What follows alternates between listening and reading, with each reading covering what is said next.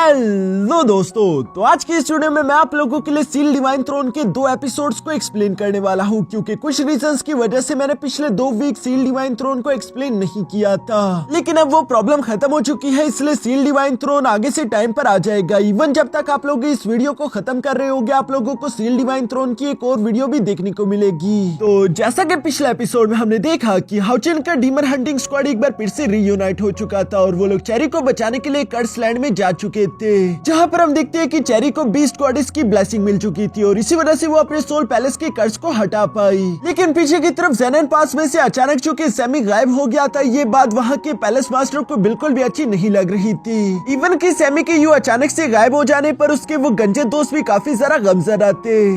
अब आगे तो नेक्स्ट एपिसोड की शुरुआत में हम लोगों को यहाँ पर ज़ेनन पास गेट का सीन दिखाया जाता है, जहाँ पर हम दिखते हैं कि वो गंजे लोगों का ग्रुप आपस में प्रैक्टिस तो कर रहे थे, लेकिन सैमी की ना होने पर इन लोगों की ट्रेनिंग अच्छे से नहीं हो रही थी, जिस पर वाइस लॉर्ड रोइशुई भी काफी ज्यादा गुस्से में है और वो गुस्सा होते हुए यही कह रही थी कि हम लोगों को जल्द से जल्द सैमी को वापस लेकर आना होगा। तभी अचानक उसे अपने सामने सैमी दिखा, जिसका गंजा सर चमक रहा था और वो बहुत ही अजीब तरीके से बर्ताव करते हुए वापस से पैलेस आ चुका है। ये देखकर तो मिस रोइशुई फौरन से सैमी के पास आकर उससे सवाल करते पूछती है कि आखिर तुम अचानक से कहां पर गायब हो चुके थे, जिस पर सैमी भी दूसरी तरफ घबरा कर उन्हें जवाब देते हुए कहता है कि मुझे असल में सोल पैलेस के मास्टर ने एक जरूरी मिशन बोल दिया था, जिस मिशन को पूरा करने के लिए मैं यहाँ से गया था। और ये सब कुछ वो अपने हाथ पर लिखी हुई एक पेपर से बोल रहा था, जिस पेपर पर मिस रियोशी की नजर भी पड़ गई थी, इसलिए वो उस पेपर को देखना चाहती थी। लेकिन दूसरी तरफ सैमी पता नहीं क्यों लेकिन वो पेपर यहाँ मिस रियोशी को नहीं देना चाहता। इससे पहले कि मिस रियोशी उससे वो पेपर ले पाती, तभी अचानक यहाँ पर सैमी का वही गंजो वाला ग्रुप आ गया, जो कि सैमी को उठाते हुए फौरन यहाँ से ले जाते हैं। वो लोग सैमी को वापस पाकर बहुत ही ज्यादा खुश दिखाई दे रहे थे। दूसरी तरफ सैमी भी इन लोगों के सामने अपने पावर्स को शो ऑफ करने लगा, जहाँ हम देखते हैं कि सैमी तो पहले से भी ज्यादा पावरफुल हो चुका था, क्योंकि उसने सिर्फ एक ही पंच के दौरान वहाँ पर मौजूद एक बड़े से पिलर को डिस्ट्रॉय कर दिया,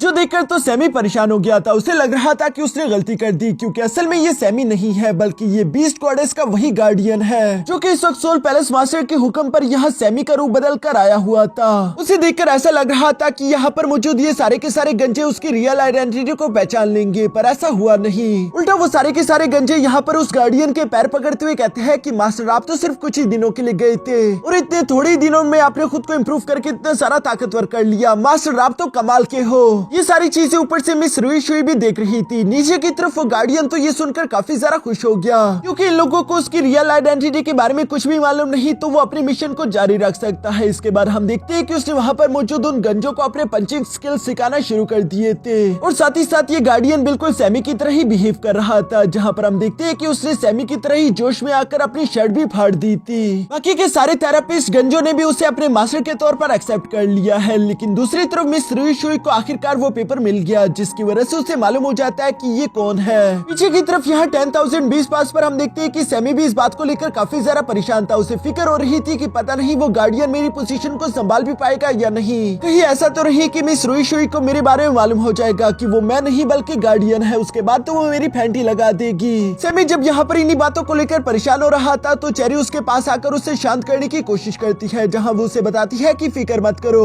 वो गार्डियन काफी ज्यादा पावरफुल और समझदार है और साथ ही साथ चूंकि मैं बीस्ट गॉडेस की सक्सेसर बन चुकी हूँ, इसलिए उसे मेरा हुक्म मानना ही होगा। साथ ही साथ मेरे ग्रैंडपा की रूप चेंज करने वाली टेक्निक की वजह से कोई भी ये जान नहीं पाएगा कि वो तुम नहीं बल्कि कोई बहरूपिया है। यहाँ जब सैमी को वो ये सब कह ही रही थी, तभी अचानक हम देखते हैं कि वहाँ पर उसकी ग्रैंडमा और ग्रैंडफादर आ गए, जो कि आते ही कहते हैं कि नहीं ये बात तो बिल्कुल भी सही नहीं, क्योंकि शायद तुमने थेरेपिस्ट पास की वाइस लॉर्ड मिस रुइशुई को कुछ ज्यादा ही कम समझ लिया। असल में उन्हें पहले ही मालूम हो चुका है कि वो सैमी नहीं बल्कि एक बहरूपिया है, इसलिए मिस रुइशुई ने यहाँ पर सैमी के लिए एक लेटर भिजवाया हुआ था, जो कि वो निकाल कर सैमी के हवाले कर देते हैं। सैमी की तो यहाँ पर इस लेटर को देखकर ही हालत पतली हो चुकी थी। दूसरी तरफ लिंजुआन सैमी को फोर्स करते हुए कह रहा था कि चलो भी टकले जल्दी से जल्दी इस लेटर को ओपन करो और हमें भी देखना है कि आखिर इसके अंदर क्या लिखा है। सैमी ने भी डरते डरते कैसे तैसे उस लेटर को ओपन कर दिया था, जिस लेटर में हम देखते हैं कि मिस रुइशुई ने यहाँ सैमी को काफी बुरी तरीके से डांटा हुआ था। वो उसे डांटते हुए कहती है कि बेवकूफ, आखिर तुम्हारी हिम्मत कैसे हुई टकले, तुमने ये कैसे सोच लिया कि तुम हमें इस तरह से बेवकूफ बनाते हुए यहाँ से निकल जाओगे और अपनी जगह एक बहरूपिया को भेज दोगे जिसके बारे में हमें मालूम भी नहीं होगा। इतना लेटर पढ़कर ही यहाँ सैमी बेचारे ने तो रोना शुरू कर दिया था, लेकिन आगे उसके लिए अच्छी खबर भी थी, जहाँ पर मिस रुई ने सैमी को बताया कि चलो कोई बात नहीं, तुम्हारी जगह इस गार्डियन ने काफी अच्छे से ले ली है, इवन कि ये तुम्हारे ग्रुप को तुमसे भी ज्यादा अच्छे से ट्रेन कर रहा है, इसलिए इस बार के लिए मैं तुम्हें माफ करती हूँ। तुम चाहो तो तुम अपने डीमन हंटिंग स्क्वाड के साथ जा सकते हो, तुम्हें वापस आने की कोई जरूरत नहीं।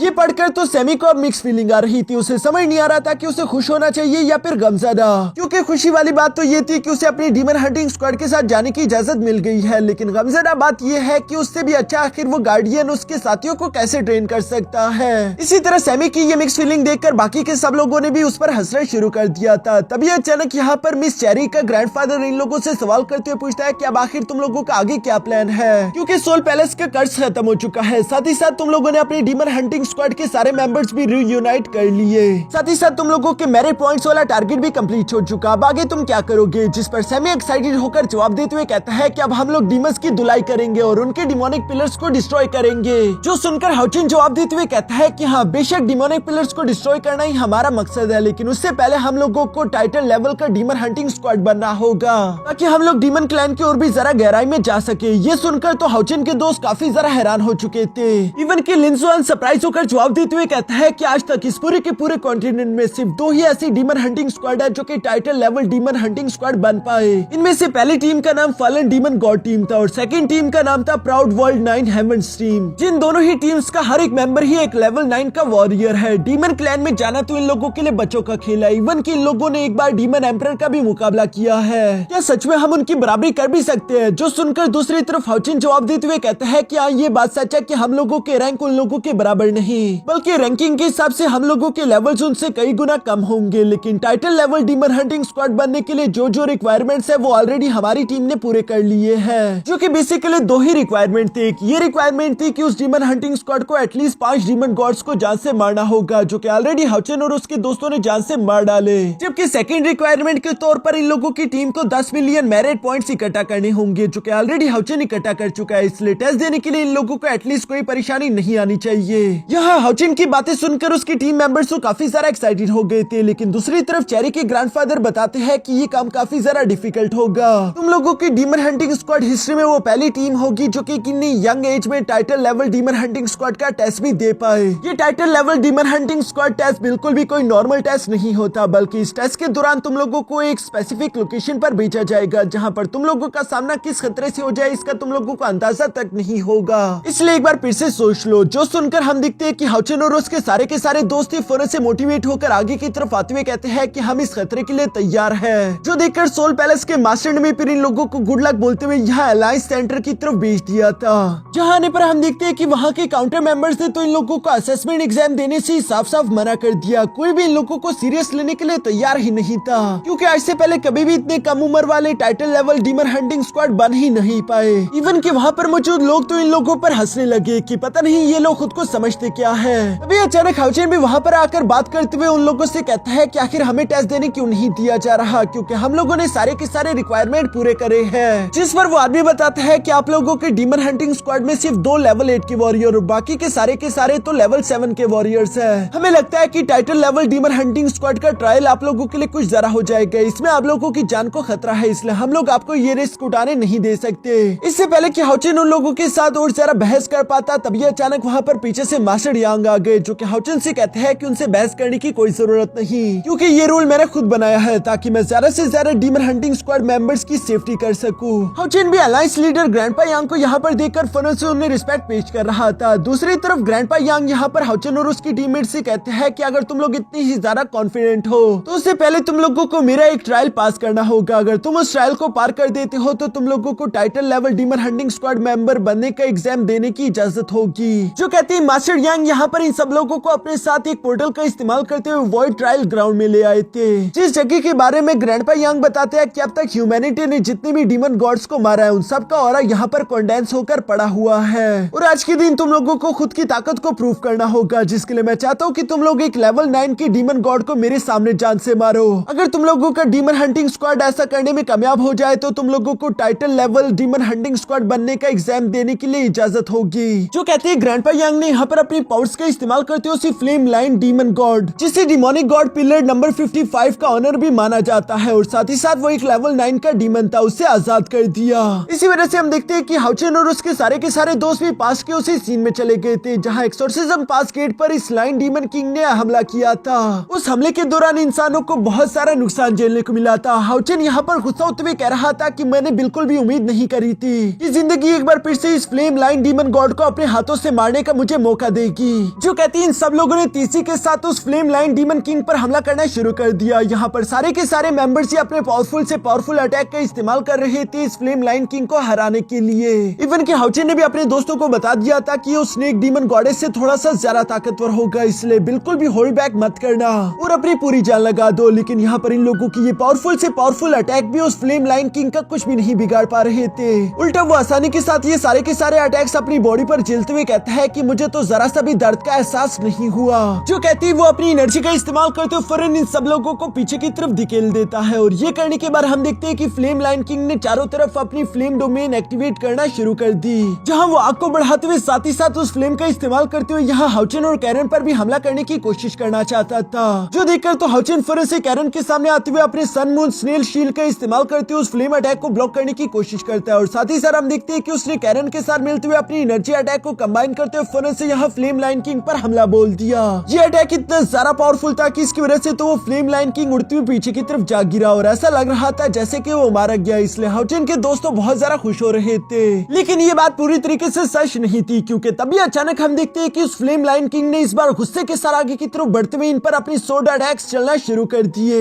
जहां वो हंसते हुए कह रहा था कि कहना पड़ेगा कि इस किंग ने तुम लोगों को कुछ जरा ही अंडर एस्टिमेट कर लिया। चूंकि तुम लोगों ने मुझे थोड़ी सी तकलीफ पहुंचाने की हिम्मत करी, इसलिए अब ये बादशाह भी तुम्हें इसका इनाम देगा। जो कहती है वो फ्लेम लाइन किंग अपनी सोड का इस्तेमाल करते हुए यहाँ एक पावरफुल अटैक हाउचेन पर करने की कोशिश करता है, जिस अटैक को हाउचेन ने अपने सन मून स्नेल शील्ड का इस्तेमाल करते हुए दोबारा से ब्लॉक कर लिया। जो देखकर तो फ्लेम लाइन किंग यहाँ हाउचेन से कहता है कि लड़के, तुम्हारे हाथ में मौजूद ये शील्ड तो काफी ज्यादा इंटरेस्टिंग है। तुमने इस शील्ड का इस्तेमाल करते हुए मेरे पावरफुल से पावरफुल अटैक को भी ब्लॉक कर दिया। देखकर ऐसा लगता है कि मुझे तुम्हें हराने के लिए पहले तुम्हें थकाना होगा। इसलिए हम देखते हैं कि फ्लेम लाइन किंग ने फौरन से वहां पर अपनी फ्लेम डीमन आर्मी समन कर ली थी, जिसे वो हाउचेन के दोस्तों के पीछे लगा देता है और वो खुद हाउचेन को उसके दोस्तों से अलग करते हुए यहाँ अपनी तलवार का इस्तेमाल करते हुए उस पर हमले पर हमला करने लगा। जहाँ पर हम देखते हैं कि वो फ्लेम लाइन किंग देखते ही देखते धीरे धीरे ही सही लेकिन हाउचेन पर भारी पड़ने लगा। इवन कि वो अपनी तलवार का इस्तेमाल करते हुए हाउचेन को एक किनारे में धकेल देता है, जहाँ वो उस पर जोर लगाते हुए कह रहा था कि बताओ लड़के, क्या तुम्हारी मरने से पहले कोई आखिरी ख्वाहिश है? जो सुनकर हाउचेन जवाब देते हुए कहता है कि हाँ है ना, मैं तुम्हें अपने दोस्तों से मिलवाना चाहता हूँ। हाउचेन का बस ये कहना ही था कि तभी अचानक हम देखते हैं कि सैमी फौरन से उस फ्लेम के अंदर जंप करते हुए अपनी मिट्टी और हैमर का इस्तेमाल करके यहाँ एक जोरदार अटैक करते हुए उस फ्लेम लाइन किंग को पीछे की तरफ हटा चुका। और सिर्फ सैमी ही नहीं बल्कि हाउचेन के बाकी के दोस्त भी बारी बारी करके वहाँ पर आ चुके थे। ये देखकर फ्लेम लाइन किंग सरप्राइज होते हुए कहता है कि आखिर तुम लोग यहाँ पर कैसे आ गए?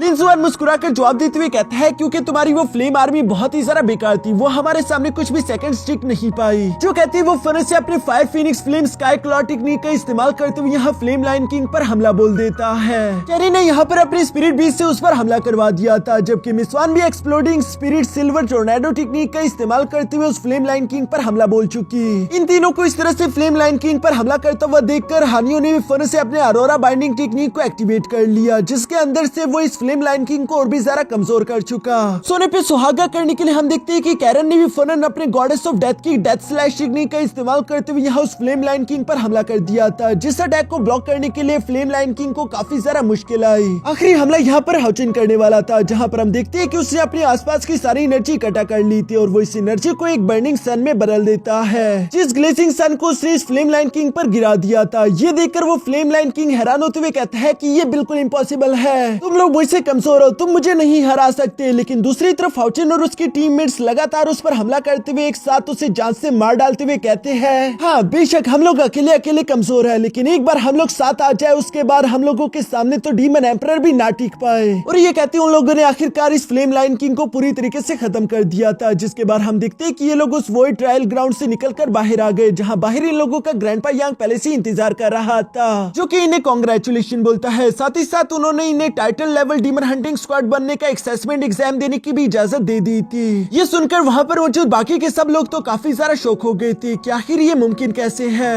दूसरी तरफ यहाँ मास्टर पलादीन को भी इस बात की खबर मिल चुकी थी, जो कि खुश होते हुए कह रहे थे कि हाउचेन और उसके दोस्त कुछ ही वक्त में काफी ज्यादा ताकतवर हो चुके। ऐसा लगता है कि हमारी यही जनरेशन डीमन और इंसानों के दरमियान चलने वाली जंग को इस बार खत्म कर देगी। दूसरी तरफ हम देखते हैं कि बाकी के सारे डीमन हंटिंग स्क्वाड को भी इस बात की नोटिफिकेशन मिल चुकी थी कि हाउचेन और उसके दोस्त मिलकर title level demon hunting squad बनने का एग्जाम देने जा रहे हैं, जो सुनकर उन सब लोगों को हैरानगी और साथ ही साथ हाउचेन और उसके दोस्तों के लिए खुशी भी हो रही थी। अब इसके बाद नेक्स्ट सीन में हम देखते हैं कि हाउचेन अपने दोस्तों के साथ मिलकर यहाँ डीमन क्लैन में एक title level demon hunting squad exam देने के लिए स्पेसिफिक लोकेशन की तरफ बढ़ रहा था, जिस लोकेशन को केओटिक लैंड के नाम से जाना जाता है। लिंजुआन तो यहाँ काफी ज्यादा खुश दिखाई दे रहा था। वो हाउचेन से कहता है कि मुझे यकीन नहीं आता, हम लोगों को title level demon hunting squad बनने के लिए बस सिर्फ 500 मोल्टन कोर्स लेकर जाने होंगे और उसके बाद हमारा मिशन कंप्लीट हो जाएगा। क्या ये इतना आसान होने वाला है? हाउचेन भी लिंजुआन की ये सारी बातें सुन रहा था। तभी अचानक हम देखते हैं कि आखिरकार ये लोग उस केओटिक लैंड में पहुंच जाते हैं, जहाँ पर कैरन बता रही थी कि यहाँ पर सिर्फ लेवल 8 के वॉरियर्स को यानी कि इजाजत है। और ऐसा क्यों है ये अगले ही लम्हे इन लोगों को मालूम हो गया, क्योंकि तभी अचानक वहाँ जमीन ने आग उगलना शुरू कर दी थी, जिससे ये लोग कैसे तैसे भागते हुए खुद को बचाकर एक ऊंची जगह पर पहुंच गए।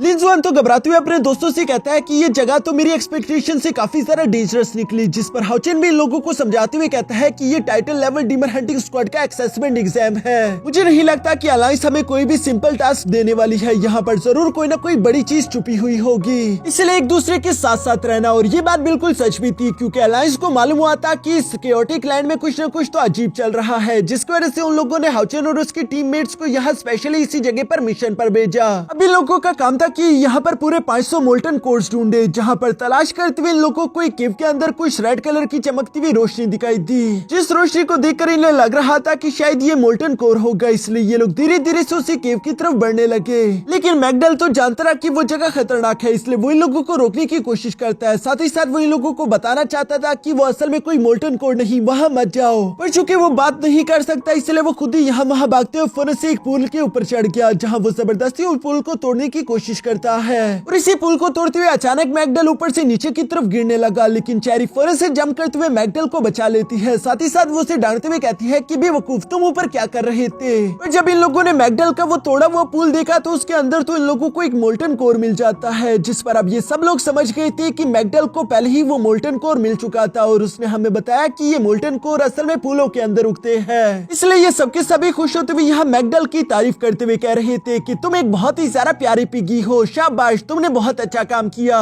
लेकिन दूसरी तरफ सैमी को चुल मच रही थी। वो जानना चाहता था फिर आखिर उस केव के अंदर वो रेड कलर की चमकने वाली चीज क्या थी। इसलिए सैमी उसके पास जाकर उसे टच करते हुए कहता है कि अगर वो मोल्टन कोर है तो फिर आखिर ये रेड कलर का क्रिस्टल क्या है? सैमी का बस ये सवाल करना ही था कि तभी अचानक हाउचेन ये देखकर हैरान होते हुए कहता है कि वो मोल्टन कोर नहीं, भागो वहाँ से, क्योंकि ये तो एक प्लांट इन्फर्नो बीस्ट था, जो कि अपने मुंह से लावा उगलते हुए इन लोगों पर हमला करने शुरू हो गया। जो देखकर ये सब के सब उससे दूर भागने लगे, क्योंकि ये एक लेवल 8 का प्लांट बीस्ट है। यहाँ पर हम देखते हैं कि लिंजुआन उस पर हमला करने के लिए तैयार होने वाला था, पर तभी अचानक हाउचेन ने उसे ऐसा करने से मना कर दिया, जहाँ वो लिंजुआन को बताता है कि हम इस इन्फर्नो बीस्ट पर हमला नहीं कर सकते, क्योंकि ये इन्फर्नो बीस्ट झुंड में रहते हैं और इस वक्त हम लोग इनके नस्ल में मौजूद है। अगर हमने एक को भी गलती से जान से मार डाला तो इनके बाकी के सारे हम पर हमला करने शुरू हो जाएंगे। जिस पर लिंजुआन परेशान होते हुए कहता है फिर आखिर हम इनका मुकाबला कैसे करेंगे, और वैसे भी हम लोगों को 500 मोल्टन कोर्स जमा करने थे, हमारा मिशन कैसे कंप्लीट होगा? फिलहाल तो यहाँ पर इन लोगों की भागने में ही भलाई थी, इसलिए हम देखते हैं कि इन लोगों को जैसे अपने सामने एक केव दिखाई दिया, ये सब के सब फौरन से अंदर की तरफ कूद गए, जिसकी वजह से वो इन्फर्नो बीस्ट तो इन लोगों को फॉलो नहीं कर पाता। लेकिन इस केव की ओपनिंग दूसरी तरफ यहाँ एक और जगह पर ओपन होने वाली थी, जहाँ पर पहले से ही कई सारे डीमंस मौजूद है और वो डीमंस भी यहाँ पर इन्हीं मोल्टन कोर्स को जमा करने के लिए आए हुए थे, जिन्हें देखकर लिंजुआन परेशान होते हुए कहता है कि आखिर इतने सारे डीमंस हमारा इस्तेकबाल करने के लिए यहाँ पर पहले से ही मौजूद कैसे?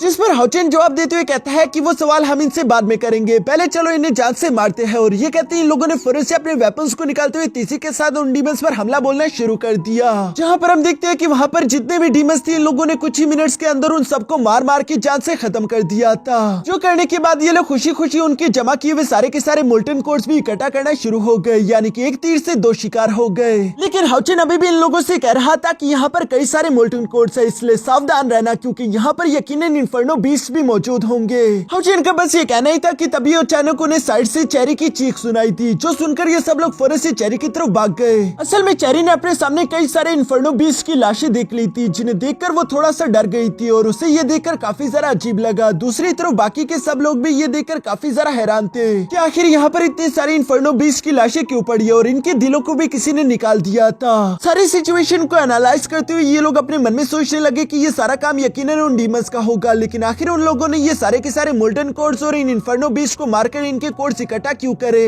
भला उन डीमंस को इतने सारे एनर्जी कोर्स की जरूरत क्यों पड़ गई। इसके बाद सीन शिफ्ट होकर दूसरी तरफ यहाँ उनके कैसल पर आ जाता है, जहाँ पर हम देखते हैं कि वो सारे के सारे डीमन अपने डीमन गॉड के सामने झुक रहे थे, जो कि इस वक्त काफी ज्यादा गुस्से में दिखाई दे रहा था। वो अपनी पावर्स का इस्तेमाल करते वहाँ पर मौजूद कुछ डीमंस को जान से मारते हुए कहता है कि कुछ इंसानी चूहों से डरकर तुम लोग इतना ज्यादा घबरा गए कि तुम लोग मेरे लिए मोल्टन कोर्स लेकर नहीं आ पाए। तुम मामूली यूजलेस कचरे डीमंस किसी भी काम के नहीं हो। यहाँ पर हम देखते हैं कि वो डीमन गॉड तो काफी ज्यादा बेरहम दिखाई दे रहा था। साथ ही साथ वो डीमन गॉड एक एंशिएंट रैली के ऊपर मौजूद है, जहाँ वो बताता है कि इस एंशिएंट रैली के नीचे एक बहुत ही ज्यादा कीमती चीज मौजूद है, जिससे वो लोग ज्यादा से ज्यादा एनर्जी का इस्तेमाल करते हुए जल्द से जल्द आजाद कराना चाहते हैं, क्योंकि यही उसका मिशन था। इसके बाद सीन शिफ्ट होकर वापस से यहाँ चेरी पर आ जाता है, जो कि वो बीस्ट गॉडेस की सक्सेसर थी, इसलिए हम देखते हैं कि उसने अपनी पावर्स का इस्तेमाल किया था कि वो इन इन्फर्नो बीस्ट की सोल्स को पीस दिलवा सके, जिस वजह से हम देखते हैं कि उन इन्फर्नो बीस्ट की सोल्स अपनी बची कुछ एनर्जी यहाँ पर मिस चेरी और उसके बाकी के साथियों को देते हुए यहाँ से चली गई।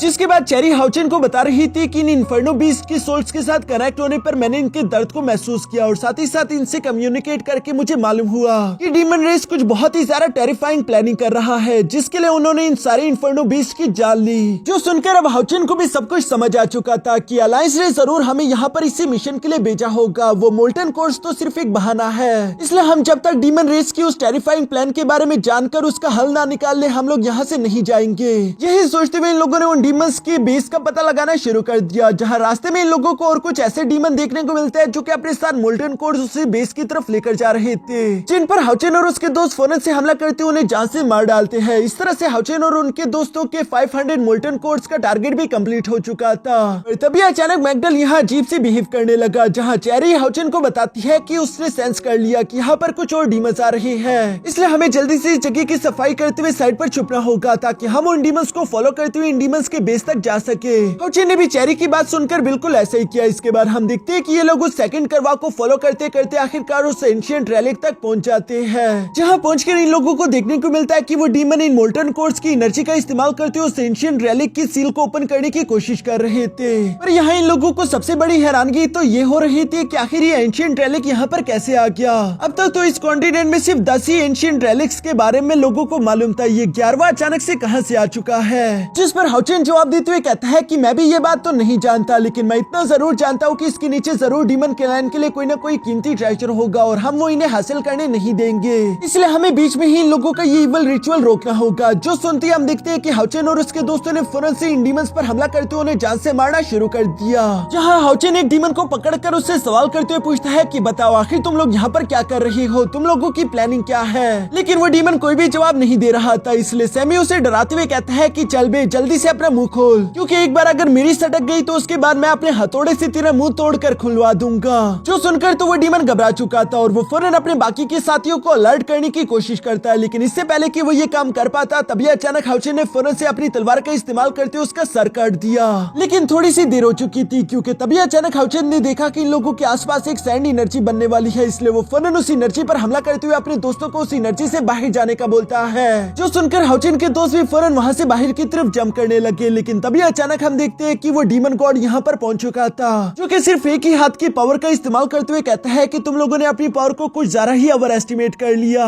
ये कहते हुए उस डीमन गॉड ने यहाँ पर एक सैंड टोर्नेडो क्रिएट कर दिया था, जिसके चपेट में सब लोग आ चुके थे सिवाय हाउचेन के, जो कि वक्त रहते ही बाहर जा चुका था। और वो इस सैंड टोर्नेडो को देखते हुए पहचान गया था कि ये डीमन गॉड नंबर 14 है, जिसका नाम शांकोस था और वो एक लेवल 9 का डीमन गॉड है, जिसकी पावर बहुत ही ज्यादा खतरनाक थी। यहाँ हाउचेन और उसके दोस्तों ने मिलकर फौरन अपने वेपन्स का इस्तेमाल करते हुए शांकोस पर हमला करने की कोशिश की, लेकिन शांकोस सिर्फ एक ही हाथ का इस्तेमाल करते हुए उनके अटैक को रोक देता है। साथ ही सर वो काफी कूल बनते हुए कह रहा था कि मैंने तो सोचा था कि यहाँ पर कुछ powerful demon hunting squad members आए होंगे, लेकिन अलायंस लीडर ने तो यहाँ पर लेवल 7 और लेवल 8 के कुछ चूहों को बेच दिया। क्या तुम इंसानों के पास कोई पावरफुल वॉरियर पीछे नहीं बचा? क्योंकि तुम लोगों को मारने में मुझे मजा नहीं आएगा, ये काम काफी सारा बोरिंग होने वाला है। जो कहते हैं शांकोस से अपने सैंड टोर्नेडो की पावर एक्टिवेट करना शुरू कर दी थी। दूसरी तरफ हाउचेन अपने मन में परेशान होते हुए कह रहा था कि ये बिल्कुल भी अच्छा नहीं हो रहा, क्योंकि शांकोस डीमन गॉड नंबर 14 है और हमारे रूल बुक्स के हिसाब से डीमन गॉड नंबर 14 या फिर उससे ऊपर के जितने भी डीमन गॉड्स हैं, वो सारे के सारे डीमंस को हाई क्लास डीमन गॉड्स के नाम से जाना जाता है, जिनके बारे में हमारे अलायंस ने यही ऑर्डर दिया है कि जिस भी डीमन हंटिंग टीम का इस तरह के किसी रैंक से सामना हो जाए, वो इस तरह के डीमन गॉड का मुकाबला ना करे, उन्हें फौरन से रिट्रीट करना होगा। सिर्फ Titan second level demon hunting squad है इस तरह की हाई क्लास डीमन गॉड का मुकाबला कर सकते हैं, वरना बाकियों को तो इस तरह की डीमन गॉड सिर्फ चुटकियों में जान से मार डालते हैं। यहाँ ये सारी बातें कहते हुए अचानक से हम देखते हैं कि हाउचिन ने हवा में जंप लगा दी, जहाँ वो अपने डबल ड्रैगन टेक्निक को रेडी करते हुए फनस से शंकस पर हमला करते हुए कहता है कि मुझे इन बातों से कोई फर्क नहीं पड़ता, क्योंकि आज चाहे जो मर्जी हो जाए हम तुम्हें हरा कर रहेंगे।